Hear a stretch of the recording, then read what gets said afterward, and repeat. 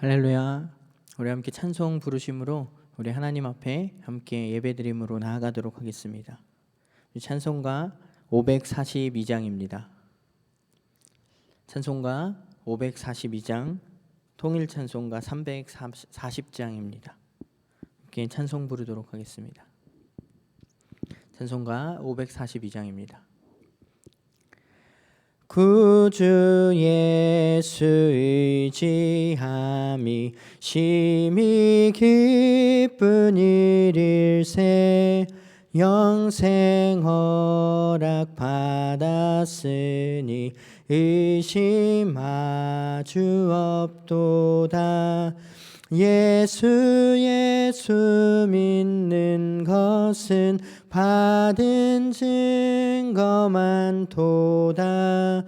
예수 귀한 예수 믿음 더욱 주소서. 구주 예수 의지함이 심히 기쁜 일일세. 주를 믿는 나의 마음 그의 피에 적시네. 예수 믿는 것은 받은 증거만 도다. 예수 귀한 예수 믿음 더욱 주소서. 구주 예수 의지하여 죄악 벗어버리네. 안위 받고 영생함을 주께 모두 얻었네.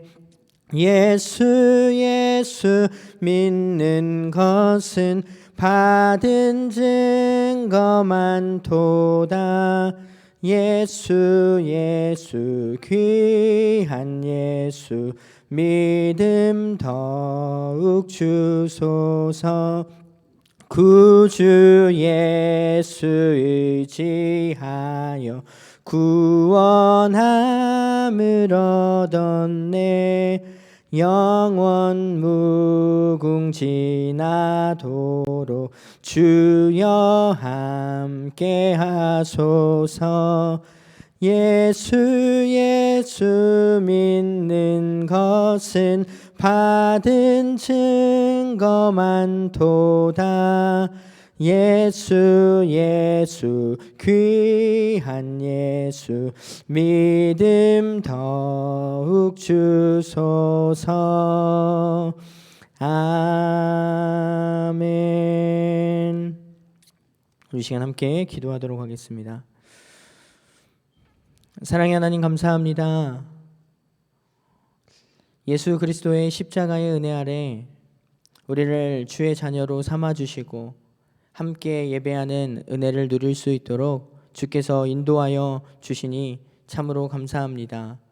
오늘도 하나님의 말씀을 가까이 하며 그 말씀의 능력에 힘입어 세상과 교회와 그리고 이웃과 연결되어지는 그런 귀한 하루를 주의 자녀로서 온전히 살아낼 수 있도록 성령 하나님 늘 함께하여 주시옵소서.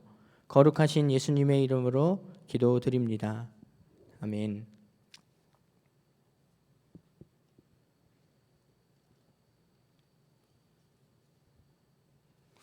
네, 오늘 함께 나누실 말씀은 마가복음 10장 17절에서 22절 말씀입니다. 신약성경 마가복음 10장 17절에서 22절까지 말씀입니다. 제가 가진 성경으로는 신약성경 71페이지에 있습니다. 마가복음 10장 17절부터 22절까지 말씀 함께 합독하여서 읽도록 하겠습니다. 함께 읽겠습니다. 예수께서 길에 나가실새 한 사람이 달려와서 꿇어 앉아 묻자오되 선한 선생이여 내가 무엇을 하여야 영생을 얻으리이까? 예수께서 이르시되 내가 어찌하여 나를 선하다 일컫느냐? 하나님 한 분 외에는 선한 이가 없느니라. 내가 계명을 안 하니 살인하지 말라, 간음하지 말라, 도둑질하지 말라, 거짓 증언하지 말라, 속여 빼앗지 말라, 내 부모를 공경하라 하였느니라. 그가 여짜오되 선생님이여 이것은 내가 어려서부터 다 지켰나이다.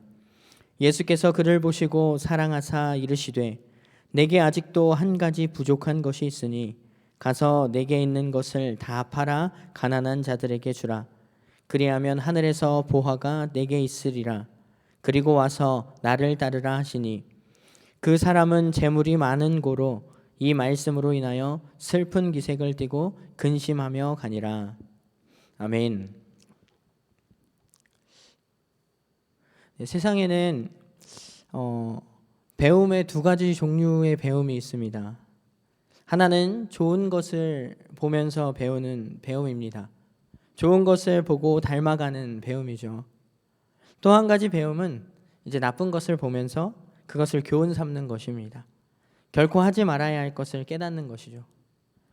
오늘은 본문 말씀을 통하여서 이 두 번째 나쁜 것, 어쩌면 잘못된 것을 보면서 교훈으로 삼아 배우고 또 우리의 신앙의 여정 가운데 적용하는 그런 시간이 되어지길 소망합니다. 저희들에게 너무나도 익숙한 오늘 본문에서는 어떤 부자 청년이 예수님께 와서 어떻게 하면 영생을 얻을 수 있겠습니까? 하고 물었습니다. 부족한 것이 없이 넉넉한 사람이었던, 돈이 많은 사람이었던 이 부자 청년이 영혼에도 관심을 가졌다는 것은 사실 정말 칭찬할 만한 그런 일이기는 했습니다. 그러나 결국 이 사람은 곧 낙심하고 돌아가게 됩니다. 예수님의 말씀이 너무나도 충격적이었기 때문입니다. 오늘 본문 말씀 21절 하반절 말씀 함께 한번 보도록 하겠습니다. 제가 읽어드리겠습니다. 내가 아직도 한 가지 부족한 것이 있으니 가서 내게 있는 것을 다 팔아 가난한 자들에게 주라. 그리하면 하늘에서 보화가 내게 있으리라. 그리고 와서 나를 따르라. 어떤 사람이 이런 말씀을 듣고서 선뜻 이에 응할 수 있을까요? 아마 우리 성도님들이나 저도 같은 상황 같은데 처해 있었다 한다면 이 부자 청년의 모습과 크게 별반 다르지 않게 반응했을지도 모르겠습니다. 오늘 예수님께서 이렇게 말씀하신 것은 두 가지 측면으로 저희들이 이해를 할 수 있습니다. 첫 번째는 실제적인 그냥 말씀 그대로 내가 그렇게 율법을 잘 지키고 훌륭한 믿음의 사람이라면 네가 가진 그 재물들을 모두 팔아서 가난한 자들에게 주고 너도 나를 따라서 제자가 되라 라는 말씀입니다. 실제로 성경에서 삭개오도 그렇게 했고요. 예수님의 제자들도 그렇게 했습니다. 모든 것을 다 버리고 예수님을 따랐습니다. 그러나 오늘 이 청년은 그렇게 하지 못했죠. 두 번째는 이 부자 청년의 자만심을 깨닫게 하시려고 그렇게 말씀하셨던 것 같습니다. 어려서부터 계명을 다 지켜왔다고 자랑스럽게 이야기하는 이 청년에게서 예수님은 자만심을 보시지 않았을까요? 그 자만심이 얼마나 헛된 것인지를 깨닫게 해주려고 그렇게 말씀하신 것 같습니다. 그래서 한 가지가 부족하다고 말씀하셨습니다. 이 사람의 한 가지 부족, 그것이 무엇이었을까요? 근본적으로 믿음이 무엇인가를 오늘 말씀 속에서 함께 은혜를 나누도록 하겠습니다. 첫 번째로 이 믿음은 믿음의 사람이 되는 것입니다. 믿음은 기본적으로 믿음의 사람이 되는 것입니다.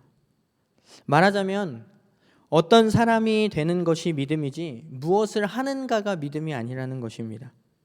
물론 신앙에는 행함이 분명히 있습니다. 아니 있어야만 합니다. 그러나 이 행함이라는 것은 믿기 때문에 그런 행동이 나오는 것이지 어떤 행동을 한다고 해서 신앙인, 그리스도인이 되는 것은 아닙니다. 그리스도인은 기도를 합니다. 그러나 기도 자체가 곧 믿음은 아닙니다. 그리스도인은 예배를 드립니다. 그러나 예배를 드린다고 곧 그리스도인이 되는 것은 아닙니다. 하나님을 믿기 때문에 기도하고 예수님의 은혜에 감사하기 때문에 예배를 드리는 것입니다. 그러나 이 사람은 신앙을 어떤 행동을 하는 것으로 여겼습니다. 참 신앙은 무엇을 어떤 행동을 하는 데 있는 것이 아니고 어떤 사람이 되느냐에 달려 있는 것입니다. 이 신앙은 무엇을 하는 것이 아니라 어떤 존재가 되는 것입니다. 내가 참으로 하나님을 사랑하는 사람이 되느냐 아니냐, 내가 참으로 그리스도의 말씀을 믿는 사람이냐 아니냐, 내가 거듭난 존재가 되었느냐 아니냐, 이것의 문제이지 내가 어떤 행동을 하느냐 아니냐의 문제가 신앙이 아니라는 것입니다. 어떤 행동을 하는 것은 어떤 존재가 된 사람에게서 자연스럽게 나오는 것입니다. 이 순서가 뒤바뀌게 되면 그 사람의 신앙은 힘들고 오히려 그냥 짐이 되어버리고 말 것입니다. 좋은 나무가 좋은 열매를 맺는다는 말씀도 사실 이를 두고 하신 말씀입니다. 열매를 맺으려고 애써서 맺혀지는 것이 아니라 좋은 나무가 되면 자연스럽게 좋은 열매가 맺혀지는 것이라는 이야기입니다. 백합은 좋은 향기를 내기 위하여서 애쓰는 것이 아니라 건강하고 좋은 백합이 되면 자연스럽게 좋은 향기를 내뿜는 것입니다. 건강한 백합이 되면 그 향기는 저절로 사방에 풍겨나게 될 것입니다. 같은 맥락에서 이 신앙이라는 것 또한 인품에서 흘러나오는 향기가 되어야 합니다. 진정한 향기는 어떤 행동에서 나오는 것이 아니라 믿음의 사람에게서 자연스럽게 나오는 것인 줄 믿습니다. 둘째로 믿음은 헌신적인 삶을 사는 것입니다. 헌신이라는 것은 꼭 교회 안에서만 아니라 언제 어디서나 누구에게나 무엇을 하든지 주께 하듯 하는 마음에서 자연스럽게 나오는 참된 그리스도인의 행동입니다. 참 그리스도인은 헌신이 그 몸에 배어있는 그런 사람입니다. 오늘 이 부자 청년, 이 사람의 부족은 바로 여기에 있습니다. 이 사람은 굉장히 똑똑하고 명석한 머리를 가지고서 관원도 되었고 수단도 좋아서 부자도 되었습니다. 윤리적으로도 오늘 말씀만 보면 완전한 것 같습니다. 계명도 어려서부터 잘 지킨 그런 아주 모범적인 그런 사람이었습니다. 그러나 한 가지 부족한 것, 헌신의 마음이 없었습니다. 영생에 대해서 관심은 있었지만 그것을 위해서 희생하거나 물질적으로 헌신할 수 있는 그런 어떤 마음도 없었습니다. 그래서 내 재물을 팔아서 가난한 자들에게 주고 너는 나를 따르라 라는 그 예수님의 말씀에 단번에 풀이 죽어서 낙심하고 돌아가 버리고 말았습니다. 어느 누가 영생을 얻고 교회를 부흥시키고 좋은 일을 하고 싶지 않은 사람이 어디 있겠습니까? 그러나 다만 내가 희생하면서 내가 나서서 헌신하면서까지는 하지 않겠다는 데 문제가 있는 것입니다. 세상의 평화를 싫어할 사람이 어디 있을까요? 그러나 그 평화를 위해서 내가 헌신하고 내가 희생하겠다는 사람이 많지는 않습니다. 저희들은 예수님께서 성경을 통해서 가르침을 주실 때에도 화평하게 하는 자가 복이 있다고 하셨지 화평을 좋아하는 사람이 복이 있다고 하지 않으신 부분을 잘 기억해야 합니다. 오늘 이 부자 청년은 지식도 부족하지 않았고 율법도 계명도 다 잘 지키는 사람이었습니다. 그러나 결국은 자기중심적인 사람이었습니다. 나의 신앙 내가 잘 지키고 내가 올바르고 내가 잘하고 하나님도 나를 위한 하나님으로 믿는 것이 사실 이 사람의 믿음이었습니다. 같은 행동을 하더라도 그 중심이 내 중심인가 하나님 중심인가에 따라서 그 성격이 크게 달라집니다. 같은 찬양도 나의 노래인가 하나님께 드려지는 찬양인가에 따라 그 가치가 확연하게 달라질 수밖에 없습니다. 같은 헌신이라 할지라도 나의 명예와 나의 어떠한 의를 드러내기 위한 것인가 정말 하나님을 기쁘시게 하고자 하는 것인가에 따라 그 성격은 달라질 수밖에 없습니다. 행동이 같다고 그 가치가 같은 것은 아닙니다. 그 담고 있는 마음이 어떠하느냐에 따라서 가치가 달라질 수 있습니다. 물론 이 사람이 스스로 경건 생활도 하고 기도도 하고 금식도 하고 계명도 철저히 지킨 것은 사실이었습니다. 굉장히 모범이 되는 행동을 한 건 사실이었습니다. 그러나 그것이 자기의 의, 자기의 만족, 자기의 자랑이었습니다. 그래서 주님의 말씀 한마디에 스스로의 연약함을 드러내고 돌아가 버렸습니다.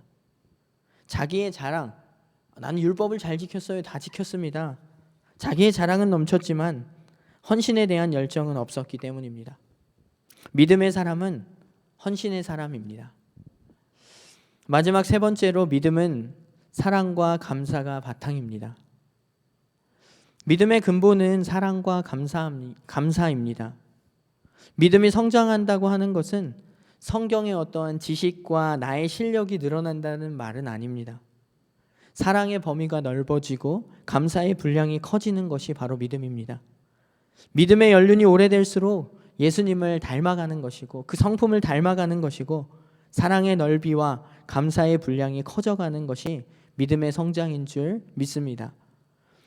우리가 어떤 성경적인 지식이나 신앙의 연륜에 감동하지 않는 것은, 그러니까 성경적인 지식이 많다고 하여서 신앙생활을 오래 한 어떤 신앙의 연륜이 길다고 하여서 그다지 감동하지 않는 것은 그것 자체가 진실된 믿음을 말해주는 것은 아니기 때문입니다.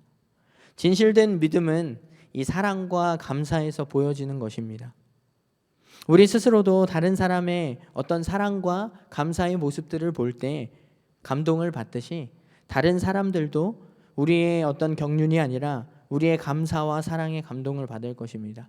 그것이 진정한 믿음의 걸음이기 때문입니다. 이 부자 청년은 계명을 어려서부터 철저히 지킨 데에 대한 자부심과 자랑이 가득합니다. 물론 너무나도 잘한 행동입니다. 그러나 그것은 바로 자신의 행동에 대한 자랑스러움이었을 뿐입니다.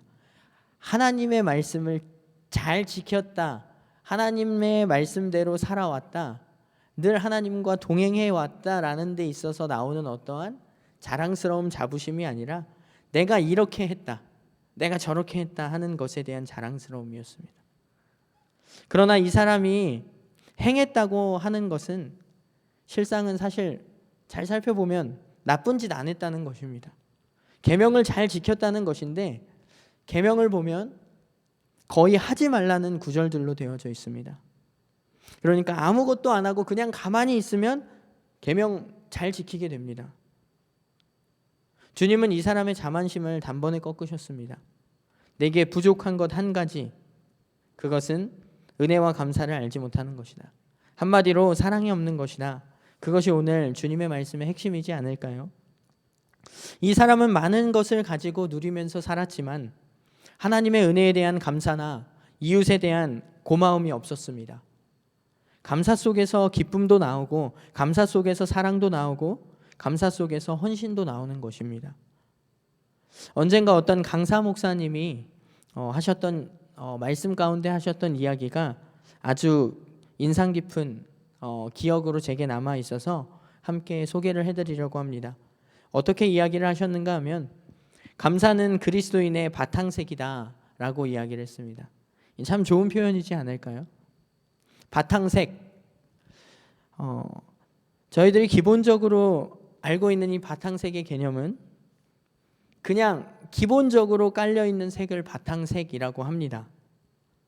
바탕색이라는 것은 좋을 때만이 아니라 힘들 때, 어려울 때, 고통스러울 때도 항상 그냥 기본적으로 깔려있는 색이라는 뜻입니다. 그것이 바로 감사입니다. 우리 인생에 자랑하는 것들, 내세울 만한 것들이 다 사라진 뒤에도 그 바닥에 여전히 남아있는 것, 그것이 무엇일까요? 나의 재물, 나의 건강, 지위, 심지어 내 인생이 다 하였을 때도 여전히 내게 남아있는 것이 무엇일까요? 그것이 바로 나의 바탕색, 나의 본래의 모습, 내 신앙의 분량이지 않을까요? 적어도 이 부자 청년의 삶의 바탕색은 감사는 아니었습니다. 아마도 자신의 명예나 허세이지 않았을까요? 그래서 계명 정도는 어려서부터 내가 다 지켰다, 이제 내가 할 것이 또 무엇이 더 남아있느냐라고 당당하게 예수님께 물었지만 예수님께서는 이 부자 청년의 어떤 기대에 대한 대답이 아니라 내가 가진 것을 팔아 가난한 자들에게 나누어 주라라는 이 주님의 말씀에 단번에 풀이 죽어서 오히려 근심하며 돌아갈 수밖에 없었습니다. 사랑과 감사가 그의 삶의 근본이 아니었기 때문입니다. 오늘 이 부자 청년의 이야기를 들으면서 함께 나누면서 우리의 삶을 한번 비추어 보게 되길 소원합니다. 나는 나쁜 사람은 아니지만 좋은 사람인가? 나는 종교적인 행동을 열심히 하고 있지만 내 속에 사랑과 감사가 정말 들어있는가? 나는 정말 어떤 형편에서든지 감사하고 기뻐하며 사랑하고 있는가? 우리 모두 참 그리스도인으로서 사랑이 가득하고 감사의 마음이 가득하여 기쁨이 충만한 삶이 되어지시기를 축복합니다. 이 모든 바탕은 예수 그리스도의 은혜와 사랑이 우리 안에 넘쳐날 때 가능한 줄 믿습니다. 오늘도 그 예수 그리스도의 십자가의 보혈과 그 은혜의 공로에 힘입어서 하나님으로 인하여서 감사함으로 하루를 살아가는 귀한 날들이 되어지길 소망합니다. 우리 함께 기도하도록 하겠습니다. 사랑의 하나님 감사합니다. 오늘도 하나님의 말씀을 짧게나마 함께 나누며 은혜를 누릴 수 있도록 주님 허락하여 주시니 참으로 감사합니다. 하나님, 오늘 말씀 속에서 부자 청년에게 있어서 부족한 한 가지가 있었다면 그것은 어쩌면 믿음의 근본이 되어지는 사랑과 감사 그리고 헌신이 없었던 것 같습니다. 성령 하나님, 오늘 함께 예배하는 우리 모든 등마루 성도님들 가운데 함께하여 주셔서 우리의 믿음이 예수 그리스도의 십자가의 보혈의 은혜와 감격으로 인하여서 날마다 사랑과 감사가 넘쳐나는 삶에서의 예수 그리스도로 인한 헌신과 결단이 넘쳐나는 그러한 삶이 되어질 수 있도록 주님 함께하여 주시옵소서. 오늘 하루도 주님의 손에 온전히 맡겨드리길 소망하며 거룩하신 예수님의 이름으로 기도드립니다. 아멘. 하늘에 계신 우리 아버지여, 이름이 거룩히 여김을 받으시오며 나라가 임하시오며 뜻이 하늘에서 이루어진 것 같이 땅에서도 이루어지이다. 오늘 우리에게 일용할 양식을 주시옵고 우리가 우리에게 죄 지은 자를 사하여 준 것 같이 우리 죄를 사하여 주시옵고 우리를 시험에 들게 하지 마시옵고 다만 악에서 구하시옵소서. 나라와 권세와 영광이 아버지께 영원히 있사옵나이다. 아멘. 이 시간 함께 합심하여 기도하도록 하겠습니다. 먼저 기도하실 때 첫 번째로 예수 그리스도의 십자가의 보혈의 은혜와 감격을 온전히 회복해 하여 주시옵소서. 그리하여서 온전한 믿음의 사람으로서 우리의 삶 속에 사랑과 감사와 헌신의 열매들이 풍성히 맺히게 하여 주시옵소서라고 함께 개인의 신앙을 위하여 기도하도록 하겠습니다. 그리고 두 번째 기도 제목입니다. 등마루 교회 11월 국내 선교 프로젝트 계속해서 진행되어지고 있습니다. 우리 남원 중동교회를 위하여서 함께 기도하도록 하겠습니다. 기도 제목은 아래와 같습니다. 김덕진 담임 목사님과 가정 그리고 남원 중동교회를 위해서 함께 중보하며 기도하도록 하겠습니다. 우리 이렇게 두 가지 기도 제목 놓고 함께 중보하며 기도하신 후에 각자 개인 기도 제목을 놓고 기도하시고 자유롭게 돌아가시도록 하겠습니다. 우리 함께 기도하겠습니다.